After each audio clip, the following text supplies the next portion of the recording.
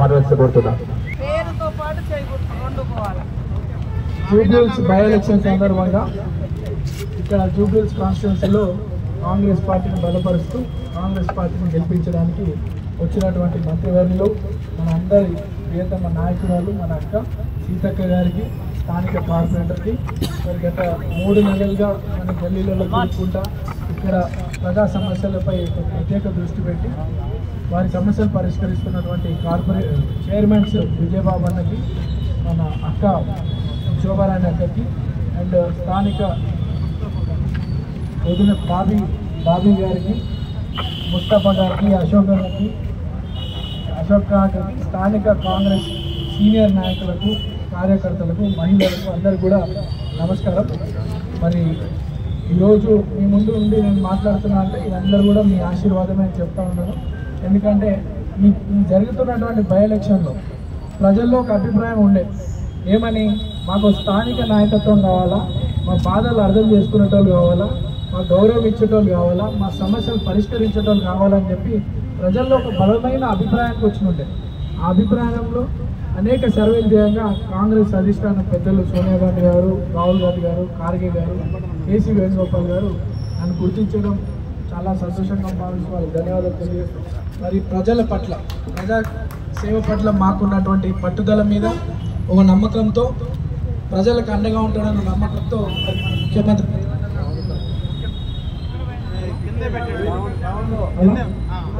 మన ముఖ్యమంత్రి రేవంత్ అన్న కూడా నా మీద నమ్మకంతో ఈ అవకాశం కల్పించడం, పిసిసి అధ్యక్షులు మహేష్ కుమార్ అన్న, మరి ఇన్ఛార్జ్ మేడం నటరాజన్ గారు, విశ్వనాథన్ గారు, క్యాబినెట్ మంత్రులు వివేకన్న, పొన్నమన్న, తుమ్మల గారు నా మీద పెట్టుకున్నటువంటి నమ్మకాన్ని వారు కూడా ధన్యవాదాలు తెలియజేస్తూ, మరి కాంగ్రెస్ పార్టీ ప్రజా అభిప్రాయం మేరకు మీలో ఒకరైనటువంటి నాకు, మీ ముందు పెరిగినటువంటి నాకు, మీ బస్తీ వాసుడైనటువంటి నాకు కాంగ్రెస్ పార్టీ అవకాశం ఇస్తూ, మీ అభిప్రాయం మేరకు కాంగ్రెస్ పార్టీ అవకాశం కల్పిస్తూ కాంగ్రెస్ పార్టీ బాధ్యత తీరింది. మీ యొక్క అభిప్రాయం మేరకు వాళ్ళ బాధ్యత తీరింది. ఇప్పుడు మన బాధ్యత ఏంటి? మన బాధ్యత ఏంటంటే కాంగ్రెస్ పార్టీ గౌరవం నిలబెట్టాలన్నా, రేవంత్ అన్న గౌరవం నిలబెట్టాలన్నా మనం అందరం కూడా కలిసికట్టుగా పనిచేస్తూ వారు మన మీద పెట్టుకున్నటువంటి నమ్మకాన్ని నిలబెట్టే విధంగా కష్టపడి అత్యధిక మెజార్టీతో గెలిపించాల్సిందిగా మీ అందరినీ కూడా కోరుకుంటూ, మరి 3 నెలలుగా ఎక్కడైనా జిల్లాకు ఒక మంత్రి ఇన్ఛార్జ్ ఉంటుంది.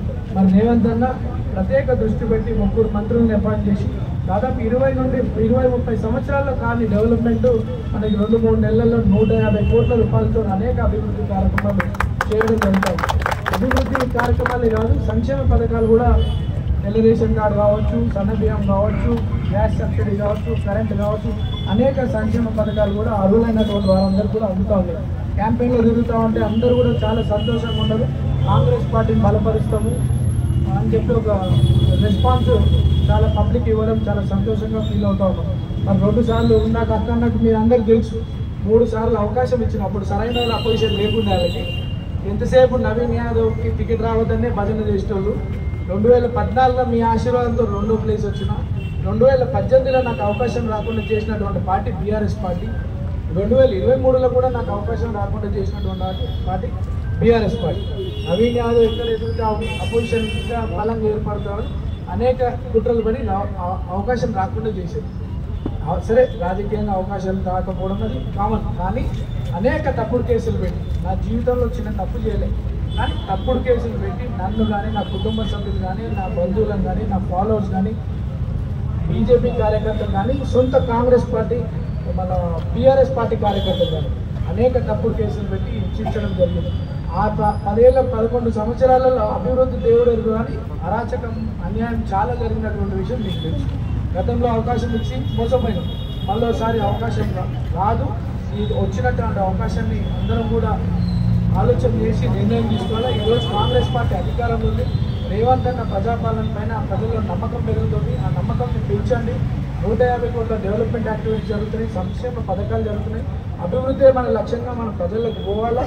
ఉన్నటువంటి కార్యకర్తలు, బూత్ స్థాయి కమిటీ సభ్యులందరూ కూడా చేసినటువంటి అభివృద్ధి సంక్షేమ పథకాలు ప్రజలకు తీసుకెళ్లి ఓట్లు అడిగి కాంగ్రెస్ పార్టీని అత్యధిక మెజార్టీతో గెలిపించవలసిందిగా కోరుకుంటూ సోషల్ మీడియా రకరకాల ప్రచారాలు చేస్తున్నారు. వాళ్ళు సోషల్ మీడియాకే అంకితం, ప్రజల్లో మనుషులు కాదు. ఇవాళ అందరూ వస్తారు, గల్లీలలో తిరుగుతారు, మళ్ళీ ఎవరు కనిపించాడు.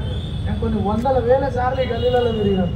పెళ్ళిళ్ళకి కావచ్చు, మంచి చెడు, అమ్మవార్లకి, గణేషులకి, ఏదైనా మీ గృహప్రవేశాలకి మంచి చెడు ఏదున్నా, ఇక్కడ ఉన్నటువంటి రెగ్యులరైజేషన్ సమస్యలు ఉన్నా ఏవైనా సార్ట్అవుట్ చేసుకుంటే మీ కళ్ళ ముందు పెరిగినోండి.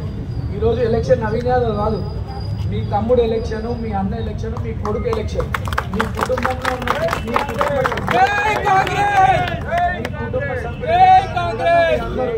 కష్టపడాలని చెప్పి కోరుకుంటూ, మరి పెద్దలు మన గురించి మన ప్రాంతాల్లోకి వచ్చి తిరిగి ఇంత కష్టపడి తిరుగుతున్నటువంటి వాళ్ళ కష్టాన్ని కూడా గుర్తించండి. మీరు వాళ్ళ గౌరవం నిలబెట్టాలంటే మనం అందరం కష్టపడి అత్యధిక మెజార్టీతో గెలిపిస్తే ఇన్ఛార్జ్ మంత్రులు కావచ్చు, అక్క సీతక్క మంత్రి, ఇక్కడ ఉన్నటువంటి ఈరోజు స్టార్ క్యాంపెయినర్స్కి వచ్చినటువంటి మంత్రుల గౌరవం నిలబెట్టాలంటే కష్టపడి అత్యధిక మెజార్టీతో గెలిపించాలి. గతంలో అవకాశం రాకుండా చేశారు, కానీ కాంగ్రెస్ ఎప్పుడైతే నవీన్కి డిక్లేర్ చేస్తారేమో అన్న భయంతో నా మీద రకరకాల ఫాల్స్ ప్రొపగండా చేస్తూ వచ్చినారు. కాంగ్రెస్ బీఆర్ఎస్ అప్పటి వరకు భారతీయ రాష్ట్ర సమితికి ఉన్నటువంటి పార్టీ ఎప్పుడైతే నవీన్ యాదవ్ డిక్లేర్ చేసిందో భయం రాష్ట్రీయ సమితిగా ఏర్పడి వాళ్ళంతా కూడా భయం ఉండదు. నామినేషన్లో మీ అందరి సహకారం, మీ అందరి ఆశీర్వాదంతో దాదాపు కొన్ని వేల సంఖ్యలో 67,000 మంది నన్ను ఆశీర్వదించడానికి వచ్చినారు. అందరు కూడా కృతజ్ఞతలు తెలియజేసుకుంటూ ఆ నామినేషన్ ఇంకా భయపడతారు. మళ్ళీ నామినేషన్ ఇచ్చారు. ఈరోజు ఎవరు పోటీకి వచ్చినా సిద్ధమే, వాళ్ళు కాకుండా ఎవరు వచ్చినా సిద్ధమే. మనం మాత్రం గ్రౌండ్ లెవెల్లో మన అభివృద్ధినే ప్రజలకి బాగా గుర్తు చేయాలి. ఎందుకంటే ఎలక్షన్ అనేది మన జీవితాలతో ముడిపడినటువంటి విషయం, మన పిల్లల భవిష్యత్తుతో ముడిపడినటువంటి విషయం, మన ప్రాంత అభివృద్ధితో ముడిపడినటువంటి విషయం. కాబట్టి అభివృద్ధిని మీరు బలంగా తీసుకెళ్ళండి. సింపతి లాంటి కుటుంబానికి సంబంధించిన విషయం కాదు. మనందరి జీవితాలు గతంలో చేసుకున్న పొరపాటు చేసుకోవద్దు. అధికారంలో ఉండగానే ఏం చేయలేరు, ఇప్పుడు ఏం చేస్తారు? అధికారం కాంగ్రెస్ ఉంది, రేవంత్ అన్న పాలన పైన ప్రజల నమ్మకం ఉంది.